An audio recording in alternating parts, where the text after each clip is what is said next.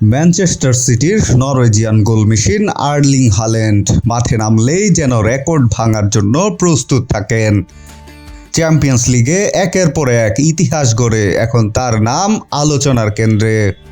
গত মাসেই নাপোলির বিপক্ষে গোল করে চ্যাম্পিয়ন্স লিগ ইতিহাসে দ্রুততম 50 গোলদাতা হয়েছিলেন হাল্যান্ড।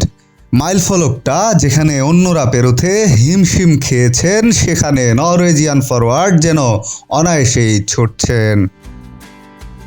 বুধবারের ম্যাচে মোনাকোর বিপক্ষে 2 গোল করেও জয়ের স্বাদ পাননি তিনি। সিটি দুবার লিড নিয়েও ম্যাচ শেষ হয়েছে 2-2 সমতায়। পেনাল্টি সিদ্ধান্ত নিয়ে উত্তেজনা ছড়ায় মাঠে, লাল কার্ড দেখতে হয় মোনাকোর এক কোচকে, আর হলুদ কার্ড পান সিটির অধিনায়ক বার্নার্দো সিলভা। তবে সবচেয়ে আলোচনায় হাল্যান্ডের রেকর্ড। মেসি তার প্রথম 60 গোল করেছিলেন 80 ম্যাচে। হল্যান্ড এখন পর্যন্ত 50 ম্যাচে করেছেন 52 গোল। অর্থাৎ মেসির রেকর্ড ভাঙা এখন কেবল সময়ের ব্যাপার। ম্যাচ শেষে হাল্যান্ড বলেন, এটা যথেষ্ট ভালো নয়, আমাদের সামনে তাকাতে হবে, পরের ম্যাচ জিততে হবে।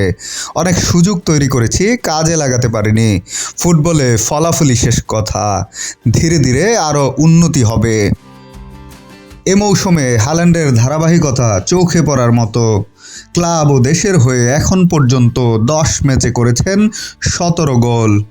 কেবল টটেনহামের বিপক্ষেই পাননি গোল। চ্যাম্পিয়ন্স লিগে গোলের পর গোল করে এগিয়ে চলেছেন হাল্যান্ড। সামনে রয়েছে লিওনেল মেসির রেকর্ড ভাঙার চ্যালেঞ্জ। প্রশ্ন হলো, এবার কি ইতিহাসের পাতায় নিজের নাম সবচেয়ে দ্রুততম 60 গোলদাতা হিসেবে লিখিয়ে নেবেন তিনি?